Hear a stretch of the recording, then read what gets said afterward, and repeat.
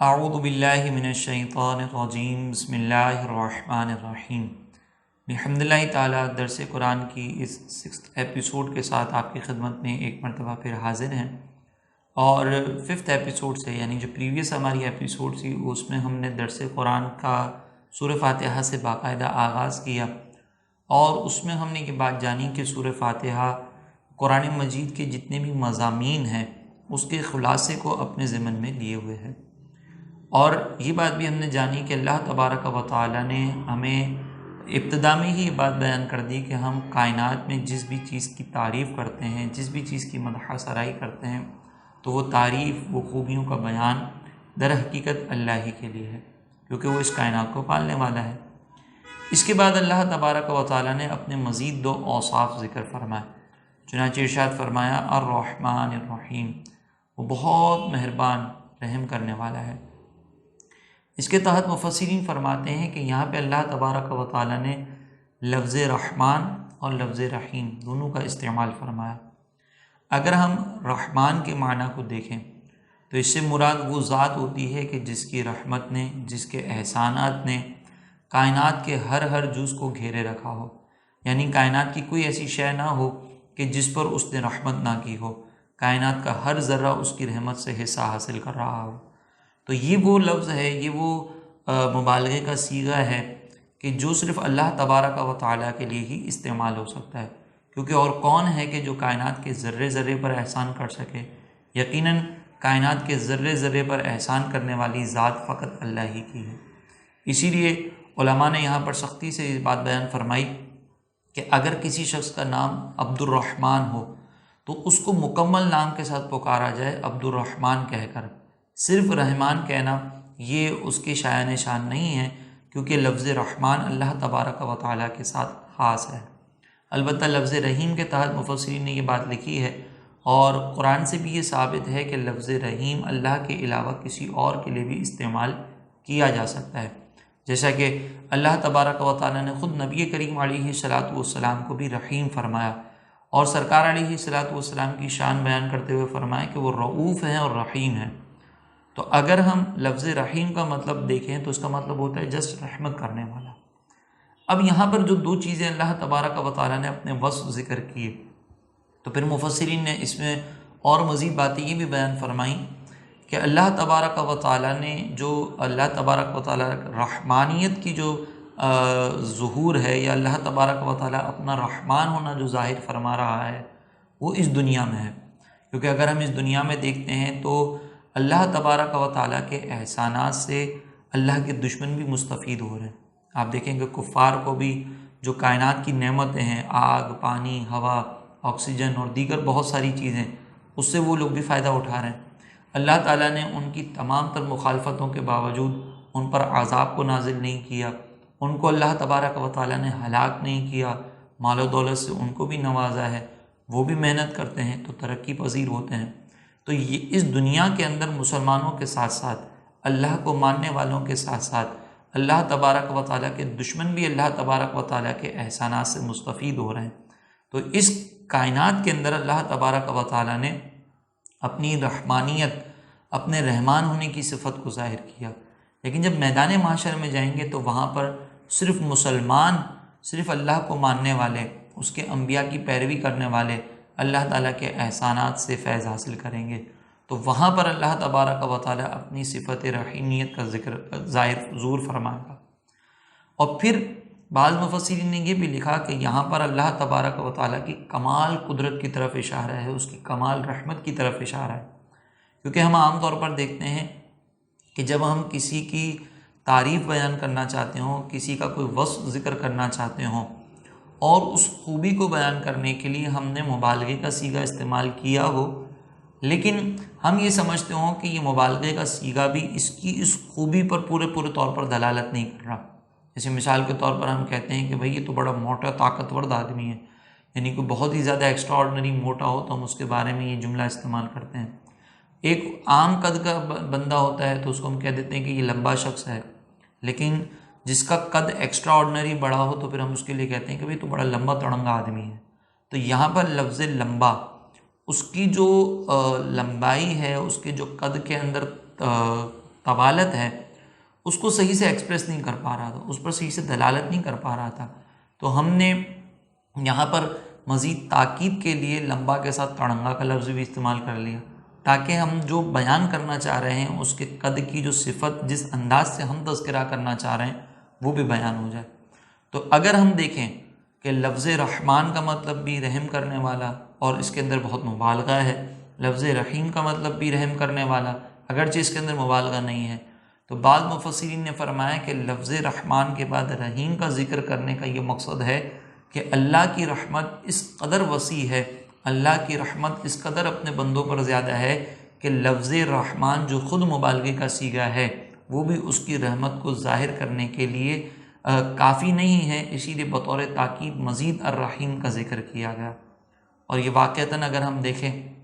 تو اللہ کی قدرت، اس کی رحمت ایسی ہی ہے۔ اللہ تبارک و تعالیٰ چاہے تو کسی ایک شخص کو کسی چھوٹی سی نیکی پر بخش دیتا ہے، اور اگر اللہ تبارک و تعالیٰ چاہے تو کسی نے ساری زندگی اللہ تبارک و تعالیٰ کو کوئی سجدہ نہ کیا ہو، اس کی کوئی ایک نیکی اللہ کو پسند آ جائے تو اللہ تبارک و تعالیٰ اس کو جنت کے اعلیٰ درجات عطا فرما دیتا ہے۔ ایک امام غزالی رحمۃ اللہ تعالیٰ علیہ یہ تحریر فرماتے ہیں کہ ایک مرتبہ ایک گناہ گار شخص کی روح قبض کرنے کے لیے اللہ تبارک و تعالیٰ نے رحمت کے فرشتوں کو بھیجا۔ جب رحمت کے فرشتے وہاں پر آئے تو وہ بڑے حیران ہو گئے کہ اس کی کون سی ایسی نیکی ہے کہ جس کی بنیاد پر اللہ نے ہمیں بھیجا ہے۔ تو اتنے میں ان فرشتوں میں سے ایک نے کہا کہ اس کی زبان کو دباؤ، ہو سکتا ہے کہ اس نے کوئی ایسا ذکر کیا ہو کہ جس کی بیس پر اللہ تبارک و تعالیٰ نے اسے بخش دیا۔ چنانچہ جب فرشتے نے اس کی زبان کو دبایا تو اس کی زبان سے اللہ تبارک و تعالیٰ کی تعریف کرتے ہوئے اس شخص نے ایک مرتبہ اخلاص کے ساتھ لفظ سبحان اللہ کہا تھا۔ جب فرشتوں نے اس کی زبان دبائی تو اس سے پورا کمرہ معطر ہو گیا، اور پھر فرشتوں کے ذہن میں یہ بات آ گئی، ان کے پر یہ بات ظاہر ہو گئی کہ اللہ تبارک و تعالیٰ نے اس کلمے کی وجہ سے اس کو بخش دیا۔ اسی طرح ایک فاحشہ عورت کے بارے میں سرکار علیہ الصلوۃ والسلام نے فرمایا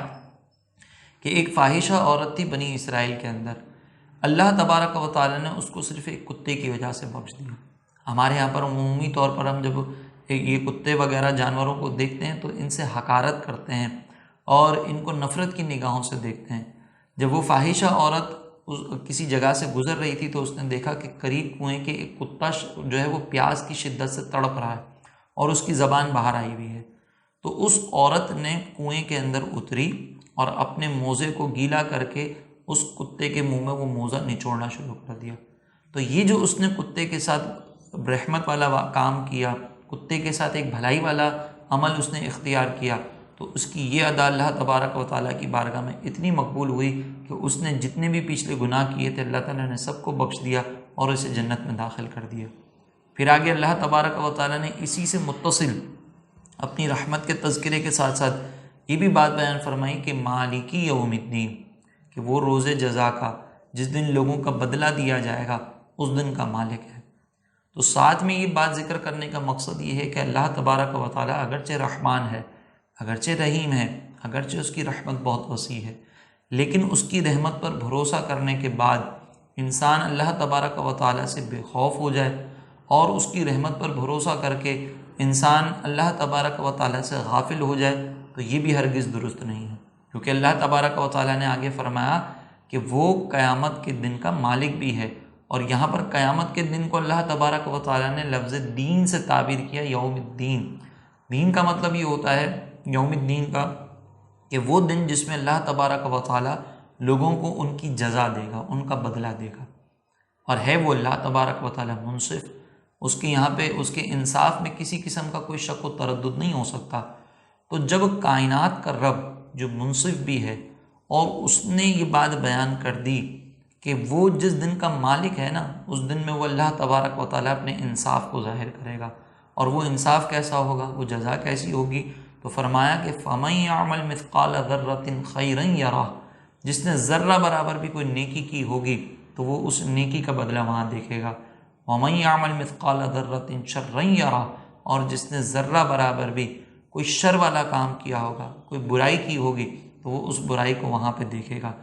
تو یہ قیامت کے دن کا مالک اللہ تبارک و تعالیٰ نے فرمایا کہ جہاں پہ میں رحمان ہوں وہاں پہ میں رحیم بھی ہوں، اور ساتھ ہی ساتھ میں اس دن کا مالک ہوں جس دن میرے علاوہ کوئی اور مالک نہیں ہوگا اور میں نے ہر شخص کو اس کے عمل کا بدلہ دینا ہوگا۔ اگر ہم کائنات کے اندر دیکھتے ہیں اس دنیا میں تو ٹیمپرری آنرز بہت سارے آپ کو مل جائیں گے۔ کوئی گھر کا مالک ہوتا ہے، کوئی کسی پلاٹ کا مالک ہوتا ہے، کوئی کسی گاڑی کا مالک ہوتا ہے، کوئی اور دوسری چیزوں کا مالک ہوتا ہے۔ تو اور یہ جو آنرشپز ہوتی ہیں یہ سب کی سب ٹیمپرری ہوتی ہیں۔ جیسے ہی یہ چیزیں کسی اور کے پاس چلی جائیں، انسان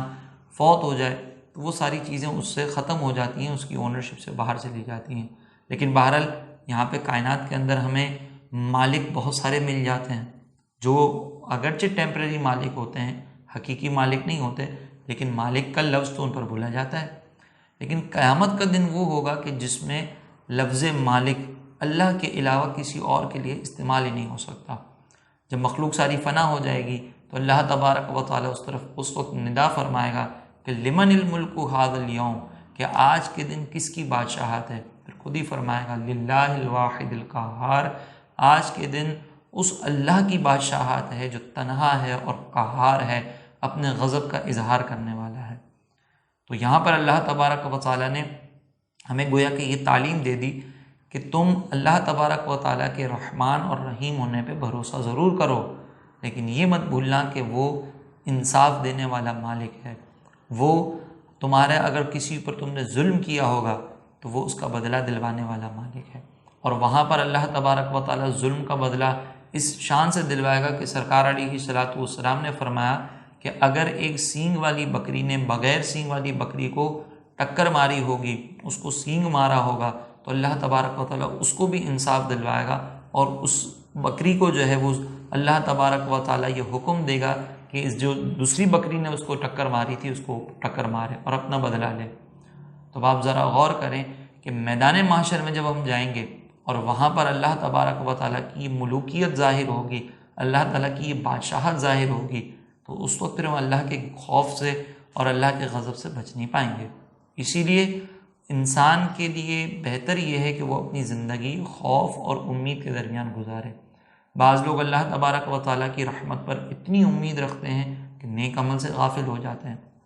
نبی کریم صلی اللہ علیہ وسلم نے فرمایا کہ اگر کوئی شخص نیکی نہ کرے، گناہ کرتا رہے اور اللہ تبارک و تعالیٰ کی رحمت پر بھروسہ رکھے تو وہ احمق ہے۔ اور ساتھ ہی ساتھ اگر کوئی شخص مثال کے طور پر اللہ تبارک و تعالیٰ کی رحمت سے بالکل مایوس ہو جاتا ہے تو یہ بھی غلط ہے۔ اللہ تبارک و تعالیٰ کی رحمت سے مایوس ہو کر گناہوں میں مبتلا ہونا، اللہ تبارک و تعالیٰ کی رحمت سے مایوس ہو کر اپنے آپ کو سزا کا مستحق سمجھنا اور پھر توبہ کے بالکل راستے اپنے لیے بند سمجھنا اور توبہ ہی نہ کرنا، یہ بھی غلط ہے۔ اللہ تبارک و تعالیٰ کی رحمت تو یہ ہے کہ اگر ہم عام طور پر بندوں کو دیکھتے ہیں تو باپ اگر اولاد کو نافرمان پاتا ہے تو اولاد سے اپنا تعلق توڑ دیتا ہے، باپ اگر اولاد کی نافرمانی دیکھتا ہے تو اس کو اپنی جائیداد سے آگ کر دیتا ہے۔ لیکن اللہ تبارک و تعالیٰ کا کمال، اللہ تبارک و تعالیٰ کی رحمت یہ ہے کہ جب اس کے بندے گناہ کر کے اپنی جانوں پہ ظلم کرتے ہیں تو اللہ تبارک و تعالیٰ فرماتا ہے قل یا عبادی الذین اسرفوا علی انفسہم، کہ اے حبیب آپ ان سے کہہ دیجئے کہ میرے وہ بندوں جنہوں نے گناہ کر کے اپنی جانوں پر ظلم کیا، یعنی بندے یہاں پر جو ہے وہ اپنی جان پر ظلم کر رہے ہیں، لیکن اللہ فرما رہا ہے یا عبادی، کہ اے میرے وہ بندو لا تقنطوا من رحمت اللہ، اللہ کی رحمت سے مایوس مت ہونا، اللہ تعالیٰ تمہارے سارے گناہوں کو معاف کر دے گا۔ تو یہ اللہ تبارک و تعالیٰ کی رحمت سے مایوسی بھی غلط ہے، اور اللہ تبارک و تعالیٰ کی رحمت پر بہت زیادہ بھروسہ کر کے گناہوں میں مبتلا ہو جانا یہ بھی غلط ہے۔ جہاں پر نبی کریم علیہ الصلوۃ والسلام نے یہ فاحشہ عورت کی بخشش کا واقعہ ذکر کیا، وہیں پر بنی اسرائیل کی ایک عابدہ خاتون کا ذکر کیا کہ وہ نماز اور دیگر اللہ تبارک و تعالیٰ کی عبادتوں میں بہت زیادہ مشغول ہوتی تھی، اور اس کے پاس ایک بلی موجود تھی جس کو اس نے باندھ کر رکھا تھا، اور وہ اپنی عبادت کی مشغولیت کی وجہ سے اس بلی کو کھانا وغیرہ نہیں دیتی تھی، اور نہ اس کو آزاد چھوڑتی تھی کہ وہ خود جا کر اپنی غذا کا بندوبست کر لے، حتیٰ کہ وہ بلی بھوک و پیاس سے تڑپ تڑپ کے مر گئی۔ تو اللہ تبارک و تعالیٰ نے اس بلی کی وجہ سے اس عورت کو جہنم میں داخل کر دیا۔ اب آپ ذرا غور کریں کہ ایک عورت اللہ کی بارگاہ میں سجدہ ریز ہو رہی ہے، عبادتیں کر رہی ہے، لیکن اس کی صرف یہ غلطی کہ اس نے بلی کے اوپر ظلم کیا اس کی عبادتوں کو ضائع کر گئی اور اس کو داخل جہنم کر دیا۔ ہمارے یہاں پر بعض لوگ کہتے ہیں کہ تم نے ڈرا ڈرا کے جو ہے وہ لوگوں کو مسلمان بنا کر رکھا ہوا ہے، مسلمانوں کو بہت ڈرا کر رکھا ہوا ہے۔ تو یہ ڈرانا ہماری طرف سے نہیں ہے، بلکہ یہ تو نبی کریم علیہ الصلاۃ والسلام کے بارے میں بھی اللہ نے فرمایا کہ یہ مومنوں کو ڈر سنانے والے اور خوشخبری دینے والے بنا کر بھیجے گئے۔ کئی مقامات پر اللہ تعالیٰ نے جہاں اپنی رحمت کا تذکرہ فرمایا تو وہاں پہ یہ بھی فرمایا کہ اللہ تعالیٰ تمہیں اپنے عذاب سے ڈراتا ہے۔ تو یہ ڈرانے کا جو کانسیپٹ ہے یہ اللہ تبارک و تعالیٰ اور اس کے حبیب کی تعلیمات کا نتیجہ ہے۔ ہاں، اس انداز سے ڈرانا کہ رحمت سے بالکل مایوس کر دیا جائے یہ بھی غلط ہے، اور اتنا رحمت کا تذکرہ کرنا کہ انسان بے خوف ہو جائے یہ بھی غلط ہے۔ امام غزالی رحمۃ اللہ تعالیٰ علیہ فرماتے ہیں کہ اگر کسی مقام پر کوئی واعظ ایسا ہو کہ جو ہمیشہ اللہ کی رحمت پر کلام کرتا ہو تو وہاں شیطان کو جانے کی ضرورت نہیں ہے۔ اعتدال کی رائے یہ ہے کہ انسان جب گناہوں کی طرف بڑھ رہا ہو تو اللہ اپنے دل میں اللہ تبارک و تعالیٰ کا خوف پیدا کرے اور اس گناہ سے رک جائے، اور اگر خدا نخواستہ بتقاضۂ بشریت کوئی گناہ ہو جائے تو اللہ تعالیٰ کی رحمت پر بھروسہ کرے اور اس گناہ سے توبہ کرتے ہوئے اللہ تبارک و تعالیٰ کے آغوش رحمت میں پناہ طلب کرے تو انشاءاللہ اس کی بخشش ہوگی۔ تو یہ جو آیات آپ کے سامنے ذکر کی گئیں، الرحمن الرحیم مالک یوم الدین، یہ اس بات کی طرف اشارہ ہے، اس کا خلاصہ یہ ہے کہ ہمیں اللہ تبارک و تعالیٰ کی رحمت سے مایوس بھی نہیں ہونا اور اللہ تبارک و تعالیٰ کے غضب سے بے خوف بھی نہیں ہونا، بلکہ اپنی زندگی کو معتدل انداز میں گزارنا ہے۔ انشاءاللہ نیکسٹ ایپیسوڈ میں ہم مزید آیات پر کلام کریں گے، تب تک کے لیے ہمیں اجازت عطا فرمائیں۔ وما علینا الا البلاغ المبین۔